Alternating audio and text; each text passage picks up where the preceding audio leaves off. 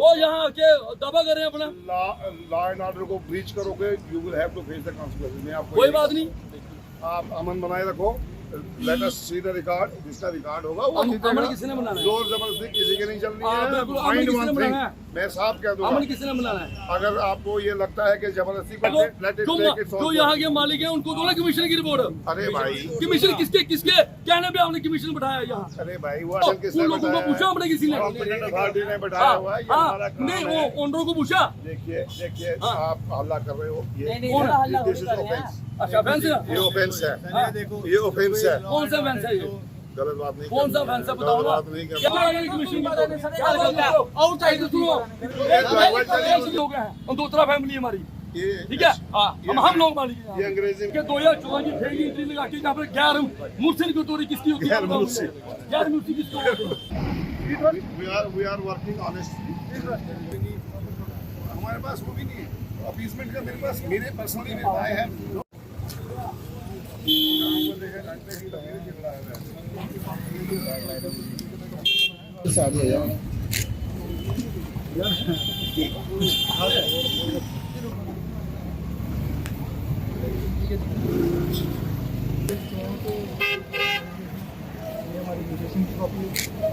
एक कनाल 16 मरले जो बिकी हुई है इनकी, वो ये वाली दुकान है बिकी हुई है सर। डॉक्यूमेंट में आपसे ना कॉल करा लूँगा, ये मुझे चाहिए। कोई बात जो एक कनाल 16 मरले ये कंफ्यूज कर रहे हैं ना लोगों को, वो इनकी ये 7 वाली जगह बिकी हुई है, ये वाली जगह नहीं बिकी हुई। अगर बिकी हुई है तो आज तक बनाया क्यों नहीं आपने? क्या क्या बनाया था? वो देख साड़ी मिल है क्या पहले बना के रखा?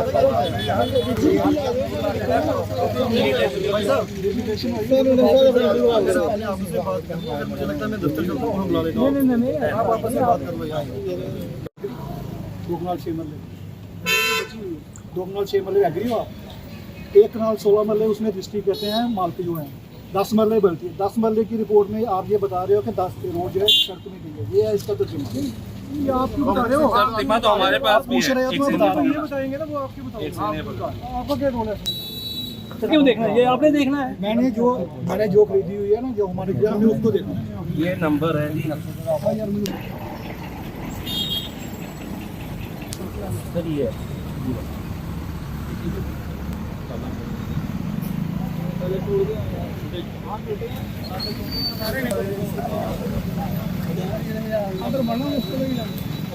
कर रहे हैं, क्यों नहीं कर रहे हैं? ये क्या इसमें है क्या? किसकी इन्वॉल्वमेंट है यहाँ पे?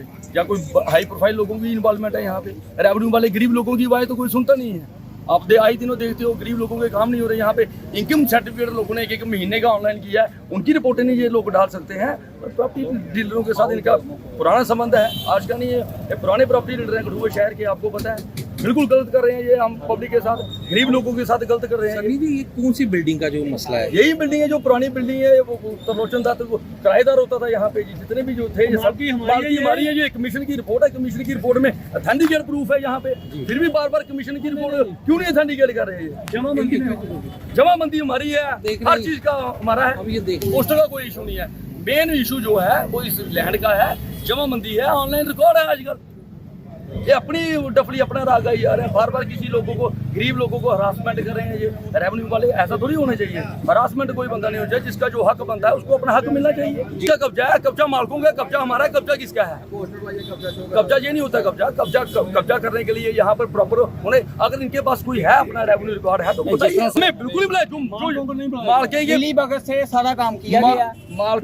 मालकों को किसी ने इन्वॉल्वमेंट नहीं किया। मैंने यही नायब साहब को भी पूछा कि आप लोगों ने कमीशन बैठाया, क्या कमीशन बैठाने में जो हमारा राइट बनता है हम लोग कमीशन बैठाएंगे तो फिर कमीशन बैठेगा मालिक?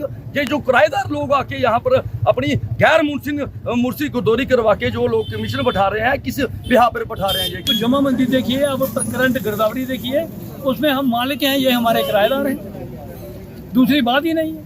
किराएदार कौन है? किराएदार ये जनार्दन और रघुवीर सिंह वो किराएदार हैं, वो हमारे किराएदार थे।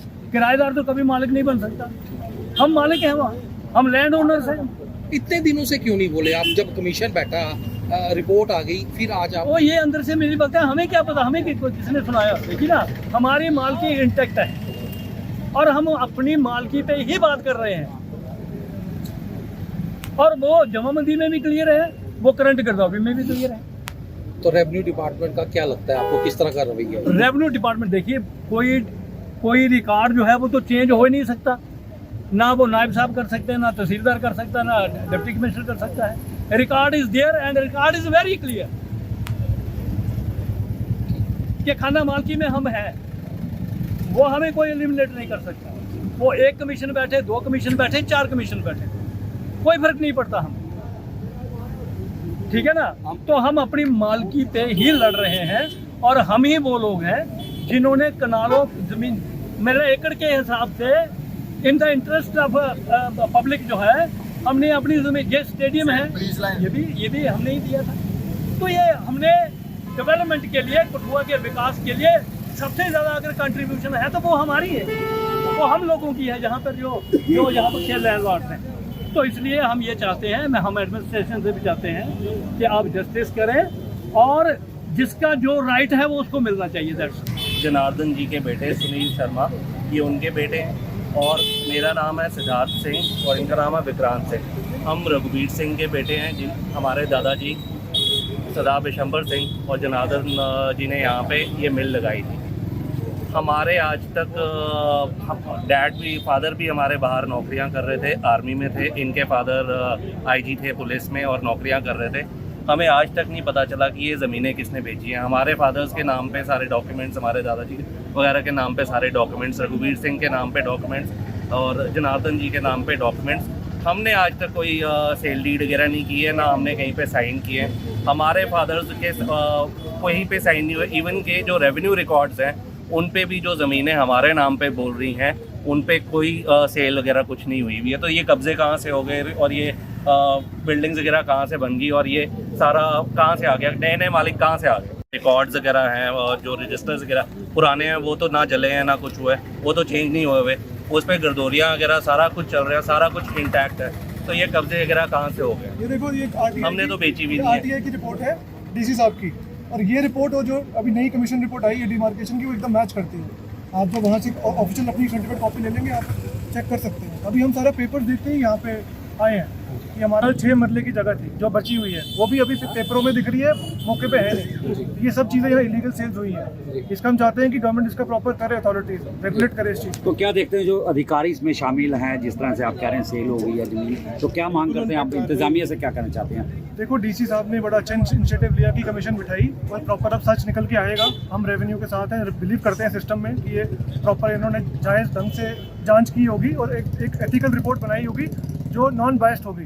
हम उसका हमने जब देखा रिपोर्ट पे, वो हमारी फेवरेबल में ही है। जो हमने आरटीआई 2014 में हमने यहाँ पे करी थी फाइन, जो डीसी साहब ने निकाली थी, वो डॉक्यूमेंट और आज की रिपोर्ट एकदम मैच करती है।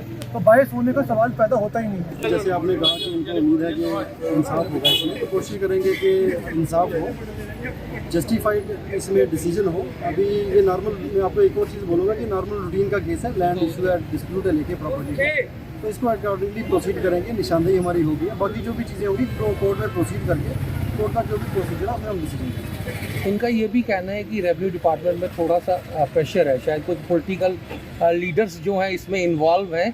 क्या कहेंगे आप, कोई ऐसा प्रेशर है रेवेन्यू डिपार्टमेंट? रिकॉर्ड को आप बदल नहीं पाएंगे, उससे स्पॉट को बदल नहीं पाएंगे, जिस मैसेज मैंने उनको बोली है उनको बदल नहीं पाएंगे, तो ऐसा कुछ है नहीं।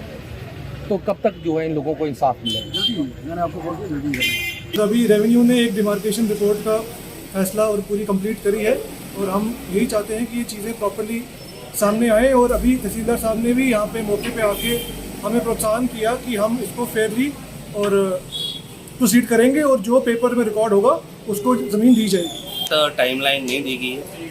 उन्होंने कहा है कि ये प्रोसीजर था जिसमें हमने डिमार्केशन की एप्लीकेशन हमें मिली थी, तो हमने कमेटी बनाई और उसके बाद हमने डिमार्केट वगैरह किया है।